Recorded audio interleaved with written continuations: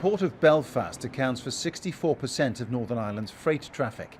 500,000 trucks a year pass through here, fetching and carrying products between the UK mainland and the island of Ireland. But with Ireland in the EU and the UK now out, new checks, extra paperwork and added costs are inevitable. We have grave concerns. We have grave concerns about our business models. We have grave concerns about choice. We have also grave concerns about affordability for Northern Ireland households. Quite simply, they can't afford cost rises from friction, and what this plan has at the moment is lots of friction. The amount and intrusiveness of the new customs declarations will form part of the transition negotiations.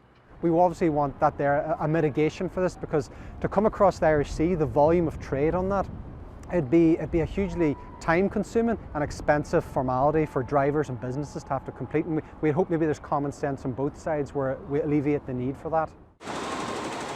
O'Neill's is a multi-million-dollar sportswear company with factories in the north and the south, and a manufacturing process built on frictionless movement between them. From the raw yarn to the finished product here, these shirts from O'Neill's go through a complex series of stages, about 8 of them in all. Cutting, printing, embroidery, sewing and colouring, and crossing from the factory here in Strabane down to a sister factory in Dublin and then back again through the process. Now, a hard border and no-deal Brexit would be a nightmare for this company, but the MD here is reasonably optimistic. I do think there's a good opportunity now here for the economy in Northern Ireland, because at the end of the day, foreign direct investors will be looking at Northern Ireland, a country that has, I suppose, a foot in both camps, free trade with the 27 member states of the European Union, and obviously access to the UK as well.